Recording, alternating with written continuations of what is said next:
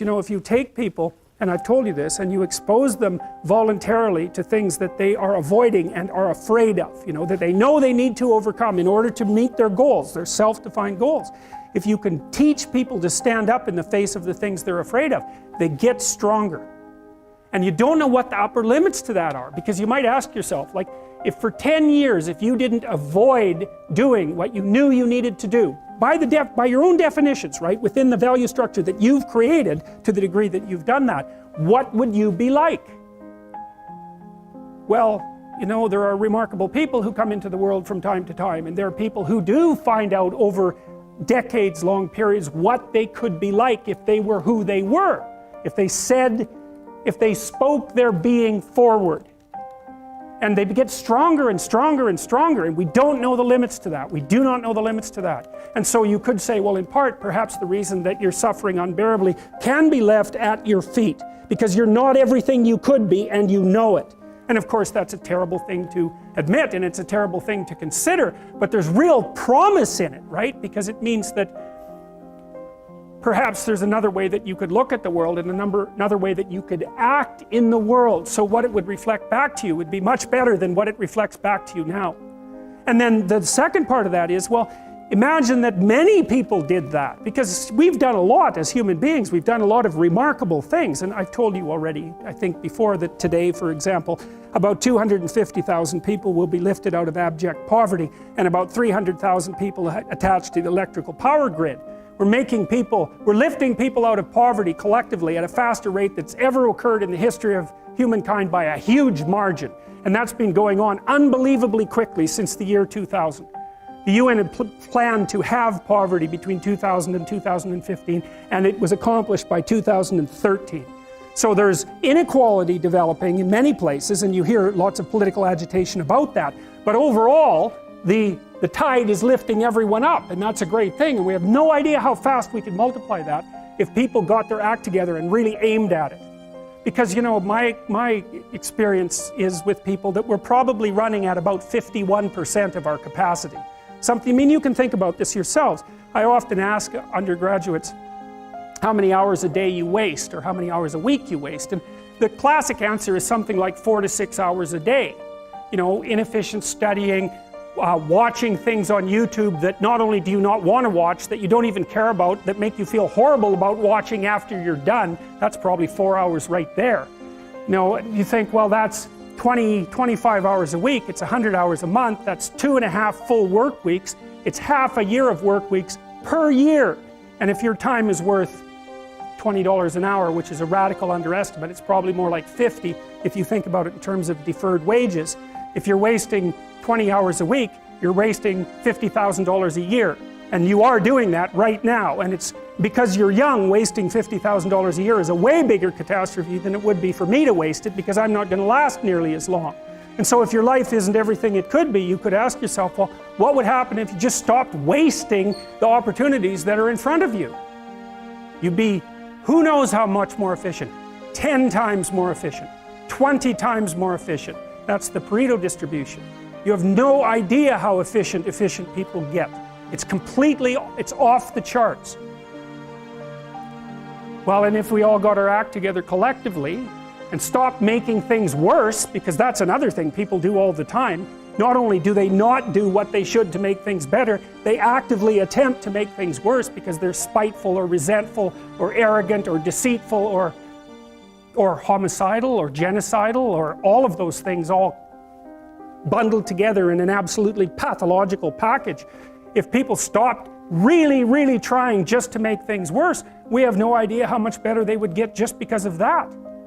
So there's this weird dynamic that's part of the existential system of ideas between human vulnerability, social judgment, both of which are major causes of suffering, and the failure of individuals to adopt the responsibility that they know they should adopt. And that's the thing that's interesting too, is that, and like another thing I've often asked my undergraduate classes is, you know, there's this idea that people have a conscience. And you know what the conscience is. It's this feeling or voice you have in your head just before you do something that you know is stupid, telling you that probably you shouldn't do that stupid thing. You don't have to listen to it, strangely enough. But you go ahead and do it anyways, and then, of course, exactly what the conscience told you was going to happen inevitably happens, so that you feel even stupider about it than you would if it happened by accident. Because you know, I knew this was going to happen, I got a warning it was going to happen, and I went and did it anyways. And the funny thing too is that that conscience operates within people, and we really don't understand what the hell that is. So you might say, well, what would happen if you abided by your conscience for 5 years or for 10 years? What sort of position might you be in? What sort of family might you have? What sort of relationship might you be able to forge? And you can be bloody sure that a relationship that's forged on the basis of who you actually are is going to be a lot stronger and more welcome than one that's forged on the basis of who you aren't. Now, of course, that means that the person you're with has to deal with the full force of you in all your ability and your catastrophe, and that's a very, very difficult thing to negotiate. But if you do negotiate it, well, at least you have something, you have somewhere solid to stand, and you have somewhere to live, you have a real life. And it's a great basis upon which to bring children into the world, for example, because you can have an actual relationship with them instead of torturing them half to death, which is what happens in a tremendously large minority of cases. Well, it's more than that too, because, and this is what I'll close with, and this is why I wanted to introduce Solzhenitsyn's writings to you. You see, because it isn't merely that your fate depends on whether or not you get your act together and to what degree you decide that you're going to live out your own genuine being. It isn't only your fate, it's the fate of everyone that you're networked with. And so, you know, you think, well, there's 7 billion people in the world. We're going to peak at about 9 billion, by the way, and then it'll decline rapidly, but 7 billion people in the world, and who are you? You're just one little dust mote among that 7 billion, and so it really doesn't matter what you do or don't do, but that's simply not the case. It's the wrong model, because you're at the center of a network. You're a node in a network. Of course, that's even more true now that we have social media. You'll know 1,000 people, at least, over the course of your life.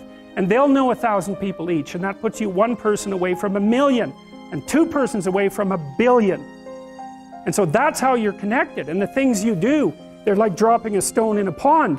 The ripples move outward, and they affect things in ways that you can't fully comprehend, and it means that the things that you do and that you don't do are far more important than you think. And so if you act that way, of course, the terror of realizing that is that it actually starts to matter what you do. And you might say, well, that's better than living a meaningless existence. It's better for it to matter. But I mean, if you really asked yourself, would you be so sure if you had the choice? I can live with no responsibility whatsoever. The price I pay is that nothing matters. Or I can reverse it and everything matters. But I have to take the responsibility that's associated with that. It's not so obvious to me that people would take the meaningful path. Now, when you say, well, nihilists suffer dreadfully because there's no meaning in their life and they still suffer, yeah, but the advantage is they have no responsibility. So that's the payoff, and I actually think that's the motivation. Say, well, I can't help being nihilistic, all my belief systems have collapsed. It's like, yeah, maybe you've just allowed them to collapse because it's a hell of a lot easier than acting them out. And the price you pay is some meaningless suffering, but you can always whine about that and people will feel sorry for you, and you have the option of taking the pathway of the martyr, so that's a pretty good deal, all things considered, especially when the alternative is to bear your burden properly and to live forthrightly in the world. Well, what Solzhenitsyn figured out, and so many people in the 20th century, it's not just him, even though he's the best example, is that if you live a pathological life, you pathologize your society. And if enough people do that, then it's hell. Really, really. And you can read the Gulag Archipelago if you have the fortitude to do that, and you'll see exactly what hell is like. And then you can decide if that's a place you'd like to visit, or even more importantly, if it's a place you'd like to visit and take all your family and friends.